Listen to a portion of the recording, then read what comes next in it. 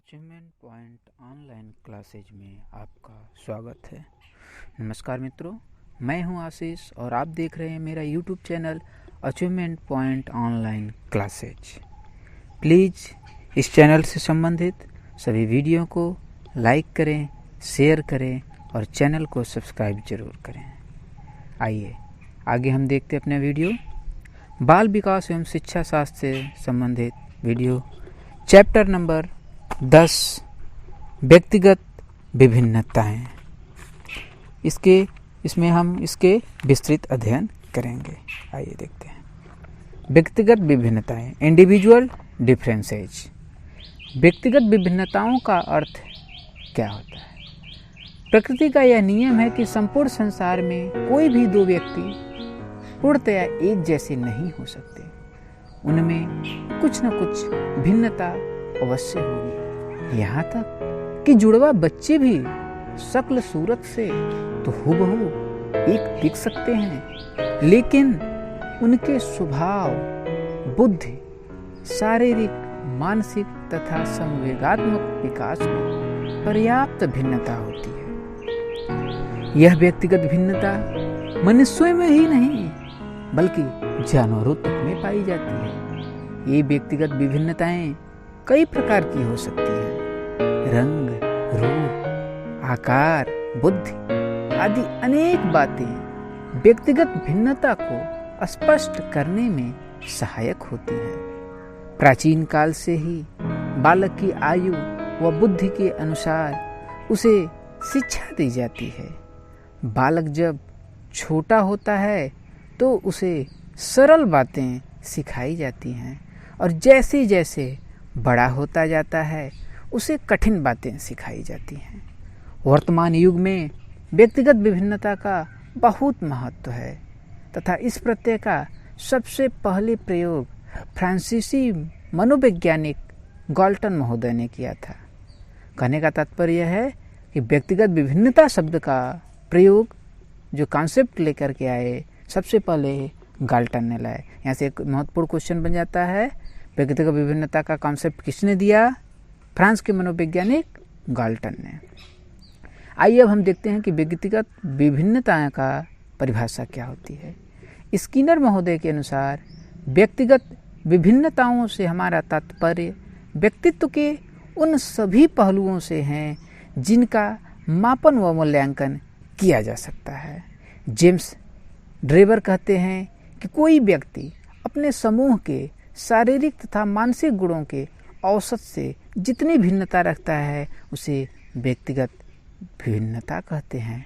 Tyler महोदय कहते हैं कि शरीर, रूप, रंग, आकार, कार्य, गति, बुद्धि, ज्ञान, उपलब्धि, रुचि, अभिरुचि आदि लक्षणों में पाई जाने वाली भिन्नता को व्यक्तिगत भिन्नता कहते हैं। कहने का तात्पर्य यह है कि प्रत्येक व्यक्ति, संसार में कितने भी व्यक्ति हों, सभी एक दूसरे से किसी न किसी रूप में भिन्न अवश्य हैं।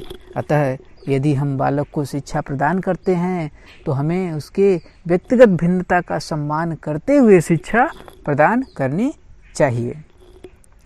अब आगे प्रश्न उठता है कि व्यक्तिगत भिन्नता के कितने प्रकार होते हैं, कितने प्रकारों के आधार पर हम व्यक्तिगत भिन्नताओं का वर्णन कर सकते हैं। नंबर 1 है बुद्धि स्तर पर आधारित भिन्नता। व्यक्ति मानसिक दृष्टि से भी भिन्न होते हैं। कोई व्यक्ति प्रतिभाशाली, कोई अधिक बुद्धिमान, कोई कम बुद्धिमान और कोई मूर्ख होता है। मानसिक विभिन्नता को समझने के लिए बुद्धि परीक्षाओं की सहायता से बुद्धि लब्धि निकालते हैं। यह देखा गया है कि इसके अनुसार व्यक्ति मूढ़ से लेकर अत्यंत प्रतिभाशाली तक होते हैं। वेंटवर्थ का विचार है कि पहली कक्षा के बालकों की बुद्धि लब्धि 60 से 160 तक होती है। एक अध्यापक को शिक्षा हर एक बालक की बौद्धिक योग्यता के अनुसार देनी चाहिए। बहुधा अध्यापक अपने शिक्षण को मध्य वर्ग के बालकों के अनुकूल बना लेते हैं। इसका तात्पर्य यह है कि शेष बालकों की जो उच्च श्रेणी के हैं या निम्न श्रेणी के हैं बौद्धिक स्तर के आधार पे, उनकी ओर कोई ध्यान नहीं दिया जाता है। अतएव ऐसे बालक जो साधारण बालकों की श्रेणी में नहीं आते, असफलता का अनुभव करने लगते हैं और हीन भावना के ग्रंथियों के शिकार बन जाते हैं। यदि एक कक्षा की बुद्धि लब्धि की माप की जाए तो अधिकतर बालकों की बुद्धि लब्धि लगभग 100 होगी, लेकिन कुछ ऐसे भी बालक हो सकते हैं जिनकी बुद्धि लब्धि 130 या उससे ऊपर, अर्थात प्रतिभाशाली बालक भी हो सकते हैं, और कुछ ऐसे भी हो सकते हैं जिनकी बुद्धि लब्धि 80 अथवा उससे भी कम हो सकती है। तो अध्यापक को हमेशा चाहिए कि व्यक्तिगत विभिन्नता का ध्यान में रखते हुए कक्षा में इस प्रकार शिक्षण कार्य करना चाहिए जिससे उच्च बौद्धिक लब्धि वाले, निम्न बौद्धिक लब्धि वाले और औसत बुद्धि लब्धि वाले सभी बच्चे लाभान्वित हो सकें। किसी भी बच्चे के अंदर हीन भावना की विकास नहीं हो। दूसरा आधार देखते हैं हम व्यक्तिगत विभिन्नता का, लिंग के आधार पर भेद। स्त्रियों और पुरुषों में भी व्यक्तिगत विभिन्नता देखने में आती है। स्त्रियां कोमलांगी होती हैं, परंतु सीखने के बहुत से क्षेत्रों में बालकों और बालिकाओं की क्षमता में बहुत अंतर नहीं होता है। लिंग संबंधी अंतर के संबंध में किए गए अन्वेषण अभी विश्वासी परिणाम नहीं देते हैं, अतः इस संबंध में पूर्ण विश्वास के साथ कुछ नहीं कहा जा सकता है। वर्तमान बुद्धि परीक्षणों के आधार पर यह विश्वास किया जाता है कि दोनों लिंगों के औसत अंक लगभग समान होंगे, किंतु यह भी देखा जाता है कि कभी कभी विभिन्नता का फैलाव दोनों लिंगों में भी होता है। आगे हम देखते हैं जाति या राष्ट्र संबंधी विभिन्नता। जाति या राष्ट्र संबंधी विभिन्नता के संबंध में किए गए अन्वेषण भी अभी अपूर्ण हैं। इस कारण विश्वास रूप से यह भी नहीं कहा जा सकता कि जाति या राष्ट्र के संबंध में भी विभिन्नता पाई जाती है, लेकिन ऐसा देखा गया है कि विभिन्न राष्ट्रों के नागरिकों में विभिन्न प्रकार की योग्यताओं में विभिन्नता पाई जाती है। जैसे अगर हम रंग रूप के आधार पर ही देख लें तो गर्म प्रदेश और ठंडे प्रदेशों के लोगों के रंग में अंतर आती है। लंबाई के भी देख लें तो वही चीज़ हो जाता है। गर्म प्रदेशों के लोगों की लंबाई थोड़ा कम होती है और कलर से वो सांवले होते हैं, कह सकते हैं हम। और जो ठंडे प्रदेश हैं जैसे इंग्लैंड है, ऑस्ट्रेलिया है, यहाँ पे क्या है, वहाँ की जलवायु के कारण वहाँ की लोगों की लंबाई अधिक होती है और कलर भी गोरा होता है हमारे भारतीय उपमहाद्वीप की तुलना में। आइए नेक्स्ट पॉइंट देखते हैं, सामाजिक विभिन्नता के आधार पर व्यक्तिगत विभिन्नता। व्यक्तियों में स्पष्ट रूप से सामाजिक विकास में भिन्नता पाई जाती है। यह विभिन्नता जब बालक 1 ही वर्ष का होता है तभी से दृष्टिगोचर होने लगती है। कुछ बालक इतने भीरू होते हैं कि जैसे ही किसी दूसरे परिवार का सदस्य आता है वह अपना मुंह छुपा लेते हैं, परंतु दूसरे प्रकार के बालक उसकी ओर बिना झिझक के बढ़ जाते हैं। व्यक्तिगत बालक में चेहरे के भाव को समझने की योग्यता होती है। बालक पढ़ने में भी विभिन्नता व्यक्त करते हैं। उनकी लड़ाइयाँ मौखिक गाली गलौज से लेकर मारपीट, नोच खसचोट, काटना आदि तक होती है। बालकों में अपने मित्र बनाने के संबंध में भी विभिन्नताएं पाई जाती हैं। कोई बालक ऐसा होता है जो अधिक से अधिक मित्र बनाना चाहता है, बहिर्मुखी स्वभाव का होता है। कुछ बालक ऐसे होते हैं अंतर्मुखी होते हैं, वे मित्र नहीं बनाना चाहते। यदि उनका मित्र होता है तो 1-2 ही मित्र होंगे और वो बहुत ही प्रगाढ़ मित्रता होती है। एक टर्मन और मेरिल ने एक अध्ययन किया है। उनका मानना है कि जो बालक उच्च व्यवसाय वाले माता पिता की संतान होते हैं उनकी बुद्धि लब्धि 10 से 15 साल के बीच 118 होती है, जबकि कलरकी पेशे वाले समूह के बालकों की बुद्धि लब्धि 107 होती है। वही मजदूरों के बालकों की केवल 97। यहाँ यह भी कह देना आवश्यक होता है कि सामाजिक, आर्थिक स्तर तथा बुद्धि लब्धि का संबंध तो है, किंतु यह बहुत उच्च स्तर का नहीं है। इसलिए हम यह नहीं कह सकते हैं कि केवल सामाजिक आर्थिक स्तर के आधार पर विभिन्नता पाई जाती है, लेकिन ऐसा अवश्य है कि विभिन्नता पाई जाती है।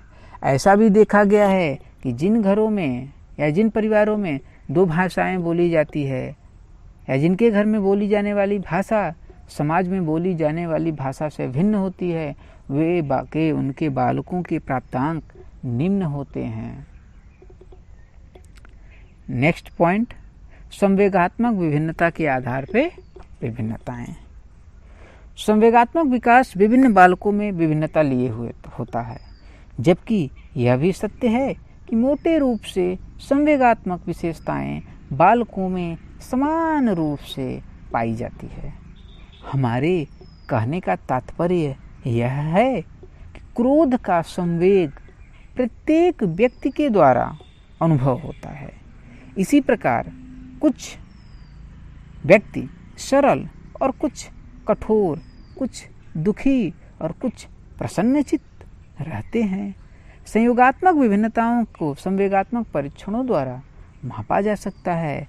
कहने का तात्पर्य यहाँ पर यह है कि बालकों में संवेग के आधार पर भी विभिन्नताएं पाई जाती है। कुछ बालक ऐसे होते हैं जो सरल स्वभाव के होते हैं, कुछ बालक ऐसे होते हैं जो कठोर स्वभाव के होते हैं, कुछ बालक दुखी रहते हैं हमेशा, और कुछ कैसी भी परिस्थिति क्यों ना आ जाए एकदम प्रसन्नचित्त और खुश रहते हैं। नेक्स्ट पॉइंट है विशिष्ट योग्यताओं में विभिन्नता।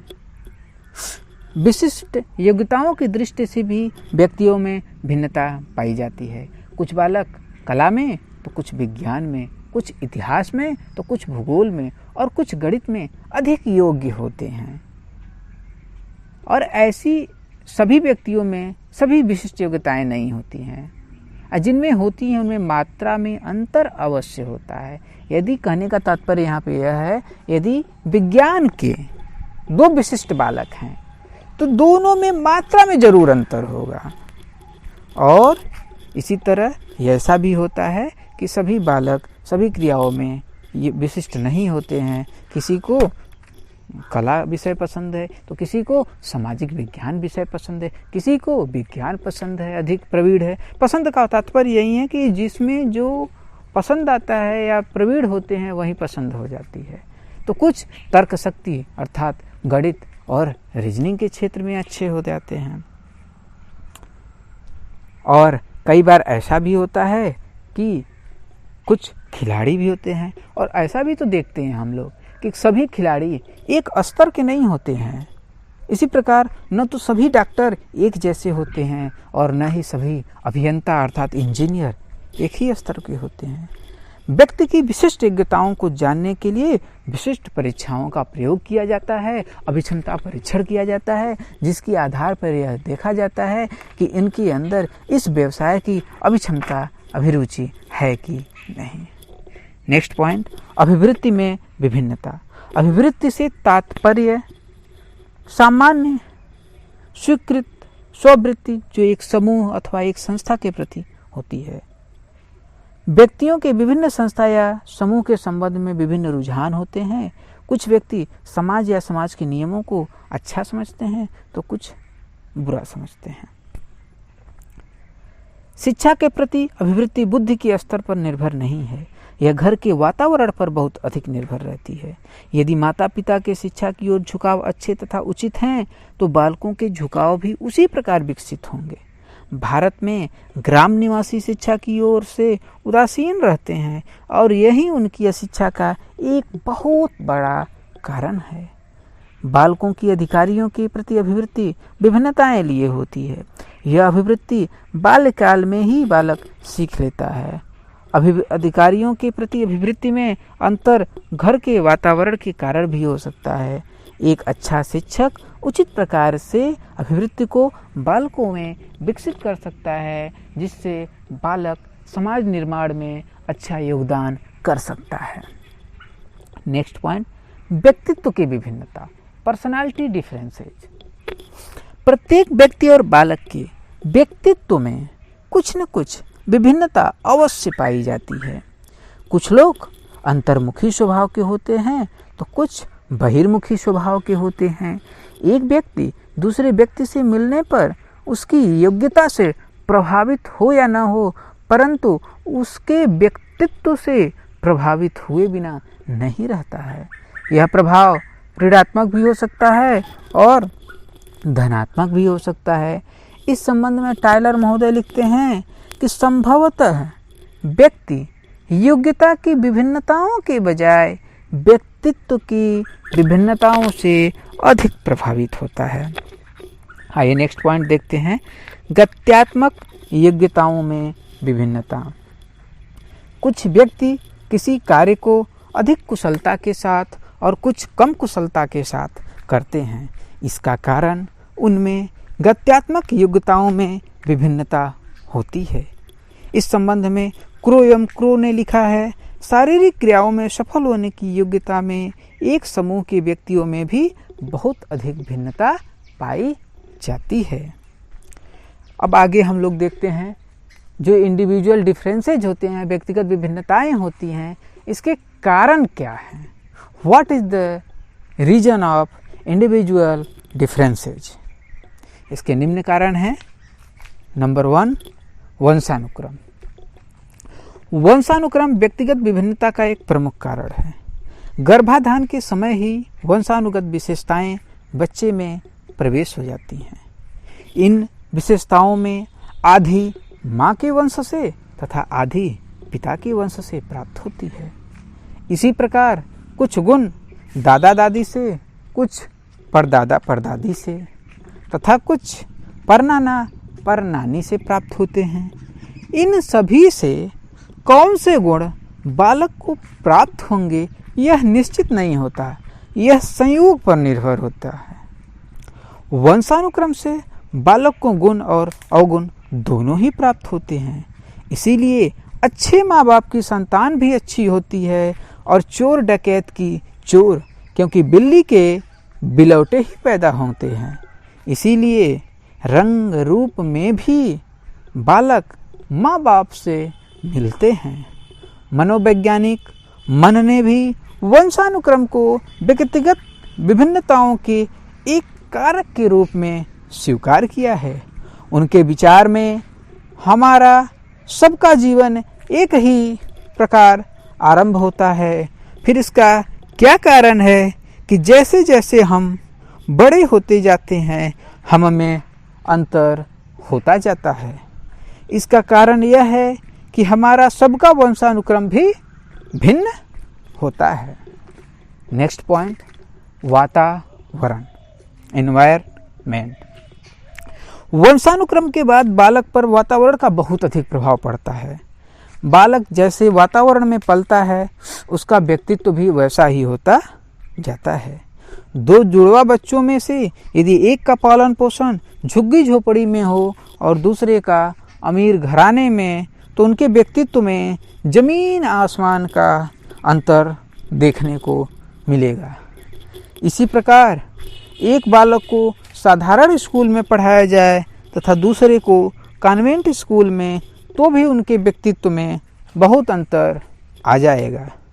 बालक पर सभी प्रकार के वातावरणों का प्रभाव पड़ता है, जैसे आर्थिक, सामाजिक, सांस्कृतिक तथा भौगोलिक। इसीलिए ठंडे वातावरण में रहने वाले लोग हृष्ट-पुष्ट, मेहनती तथा गोरे रंग के होते हैं, जबकि गर्म वातावरण के लोग ठिगने, आलसी तथा काले रंग के होते हैं। इसीलिए बुरी संगत में पड़कर आदमी बुरा तथा अच्छी संगत में आदमी अच्छा बन जाता है। कहने का तात्पर्य यह है कि वंशानुक्रम के साथ साथ वातावरण का व्यक्ति के व्यक्तित्व पर काफ़ी प्रभाव पड़ता है। यदि वातावरण बालक का अच्छा है तो बालक अच्छा बन सकता है, और यदि वातावरण बुरा है तो बालक को बुरा बनाया जा सकता है। थर्ड पॉइंट है, जाति, प्रजाति एवं देश भी व्यक्तिगत विभिन्नता के एक कारण है। जाति प्रजाति एवं देश का भी व्यक्तिगत विभिन्नताओं पर पर्याप्त असर पड़ता है। हिंदू, मुस्लिम, सिख, ईसाई आदि लोगों के आचार, विचार एवं रहन सहन में पर्याप्त भिन्नता देखने को मिलती है। इसी प्रकार एक क्षत्रिय युवक को साहसी कार्य करने अच्छे लगते हैं तो एक बनिए के पुत्र को व्यापार करना अच्छा लगता है। एक कायस्थ युवक बौद्धिक कार्य करने में रुचि रखता है। ठीक इसी प्रकार विभिन्न राष्ट्रों जैसे चीन, भारत, अमेरिका, रूस आदि के लोगों में भी विभिन्नता आसानी से देखी जा सकती है। एक कश्मीरी एक गुजराती से बिल्कुल अलग दिखाई देता है। इस प्रकार व्यक्ति के जाति, प्रजाति एवं देश में भी के कारण भी भिन्नता पाई जाती है। नेक्स्ट पॉइंट है आयु एवं बुद्धि। बालक की आयु में वृद्धि होने के साथ साथ उसका शारीरिक, मानसिक तथा संवेगात्मक विकास भी होता रहता है। इसी विकास के कारण उनमें व्यक्तिगत विभिन्नता आती रहती है। इसीलिए विभिन्न आयु के बालकों में अंतर दिखाई देता है। इसी प्रकार बुद्धि के कारण भी बालकों में अंतर होता है। कुछ बालक तेज बुद्धि के होते हैं, कुछ सामान्य बुद्धि के और कुछ मंद बुद्धि के, अर्थात सभी बालक समान बुद्धि के नहीं होते हैं। आयु में वृद्धि से बालक की रुचि तथा बुद्धि के अंतर से बालक की शैक्षिक प्रगति में पर्याप्त अंतर देखने को मिलता है। नेक्स्ट पॉइंट है परिपक्वता, मैच्योरिटी। परिपक्वता एक ऐसी स्थिति है जिसमें व्यक्ति किसी कार्य को करने में स्वयं को सक्षम पाता है। सीखने का आधार भी परिपक्वता ही है। मनोवैज्ञानिकों के अनुसार एक बालक तब तक नहीं सीख सकता जब तक वह सीखने के लिए तैयार न हो अथवा परिपक्व न हो। लेकिन बालक जन्म के समय पूर्ण परिपक्व नहीं होता। परिपक्वता किशोरावस्था में आती है। यह परिपक्वता कुछ बालकों में जल्दी आ जाती है तथा कुछ में देर में आती है। नेक्स्ट पॉइंट है लिंग भेद। लिंग भेद के कारण लड़के लड़कियों की शारीरिक बनावट में तो पर्याप्त अंतर होता ही है, साथ ही उनके सोचने, विचारने एवं कार्यशैली में भी अंतर देखने को मिलता है। लड़कियां लड़कों की तुलना में कम शक्तिशाली, स्नेहमयी, कोमल स्वभाव की तथा लज्जाशील होती हैं, जबकि लड़के साहसी, उदंड तथा कठोर स्वभाव के होते हैं। लड़कियों में सामान्य बुद्धि अधिक होती है जबकि लड़कों में विशिष्ट बुद्धि अधिक होती है। इसी प्रकार लड़कियां जल्दी परिपक्व हो जाती हैं जबकि लड़के देर से परिपक्व होते हैं। उपरोक्त कारणों के अतिरिक्त शिक्षा एवं प्रशिक्षण भी व्यक्तिगत भिन्नताओं को जन्म देते हैं। इस प्रकार हम समझ रहे हैं कि व्यक्तिगत विभिन्नताओं के कई कारण हैं जिसके आधार पर व्यक्ति एक दूसरे से अलग होते हैं। इसके प्रमुख कारणों में है वंशानुक्रम, वातावरण, जाति प्रजाति, देश, आयु, बुद्धि, परिपक्वता और लिंग भेद। आइए हम देखते हैं कि व्यक्तिगत विभिन्नता पर आधारित कौन कौन सी ऐसी शिक्षण विधियां हैं, प्रविधियां हैं जिसका उपयोग किया जाता है। प्रमुख रूप से व्यक्तिगत विभिन्नता पर आधारित जो शिक्षण विधियां हैं वो हैं डाल्टन विधि, प्रोजेक्ट विधि, डेक्रोली विधि, विनेटिका विधि, कॉन्ट्रैक्ट विधि, क्रिया योजना विधि, किंडरगार्टन विधि, अभिक्रमित अनुदेशन विधि, स्किनर का खोज विधि, मॉन्टेसरी विधि एवं बेसिक शिक्षा प्रणाली विधि। धन्यवाद मित्रों। यदि आपको ये वीडियो पसंद आए तो इसे लाइक करें, शेयर करें और चैनल को सब्सक्राइब करें जिससे हमारा उत्साहवर्धन बढ़ता रहे। और हाँ, बेल आइकन को प्रेस करना न भूलें, क्योंकि यदि आप बेल आइकन को प्रेस करते हैं तो इससे इस चैनल के पे अपलोड होने वाले सभी महत्वपूर्ण वीडियो की नोटिफिकेशन आपको